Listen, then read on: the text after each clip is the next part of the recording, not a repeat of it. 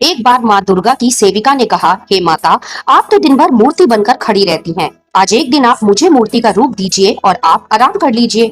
माँ मुस्कुराई और बोली, ठीक है, पर एक शर्त है। मंदिर में जो भी आएगा चाहे कुछ भी कहे, तुम्हें बस सुनना है, जवाब नहीं देना है। सेविका ने सहमति दे दी। माँ दुर्गा ने सेविका को अपना रूप देकर मंदिर में खड़ा कर दिया। सुबह सबसे पहले एक व्यापारी आया, माँ को प्रणाम किया और जैसे ही बाहर निकला उसका बटुआ गिर गया। सेविका इस बात से बेचैन हुई। मन हुआ कि उसे आवाज देकर बटुआ लौटा दे, लेकिन माँ की शर्त याद आई और वह चुप रही। कुछ देर बाद एक गरीब आदमी आया।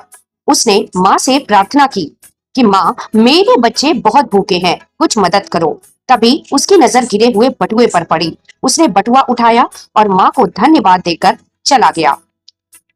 इस बार एक नाविक आया और बोला, हे माँ, 20 दिन के लिए मैं समुद्र यात्रा पर जा रहा हूँ, कृपा करना। जैसे ही वह बाहर निकला, पुलिस आई और उसे बटुआ चोरी के इल्जाम में पकड़ लिया। यह देखकर सेविका से रहा नहीं गया और वह दौड़ पड़ी। यह गलत है। बटुआ इसने नहीं, गरीब आदमी ने चुराया था, इस नाविक ने नहीं। रात को माँ दुर्गा लौटी।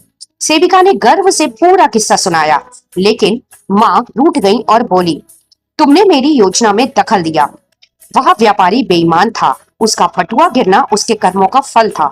गरीब का बटुआ इसलिए मिला ताकि वो अपने बच्चों का पेट भर सके, और नाविक का जहाज तूफान में डूबने वाला था। पुलिस द्वारा पकड़े जाने से उसकी जान बचने वाली थी, लेकिन तुम्हारे बोलने से वह बेचारा गरीब जेल चला गया और गड़बड़ हो गया। माँ ने कहा, याद रखो, जो भी होता है उसमें मेरी योजना होती है।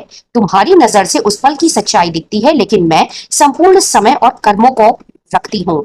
इसलिए जब भी कुछ गलत लगे, समझ लेना कि वह तुम्हारे भले के लिए ही हो रहा है। हर हाल में मुझ पर भरोसा रखो। निष्कर्ष, कभी कभी जो गलत लगता है वही वास्तव में हमारे भले के लिए होता है। माँ दुर्गा की योजना हमारी सोच से हमेशा बड़ी और गहरी होती है। इसलिए हर परिस्थिति में माँ पर विश्वास बनाए रखना चाहिए, क्योंकि जो भी होता है वह हमारे अच्छे के लिए होता है। अगर आप इस बात से सहमत हैं तो कमेंट में हाँ जरूर लिखें।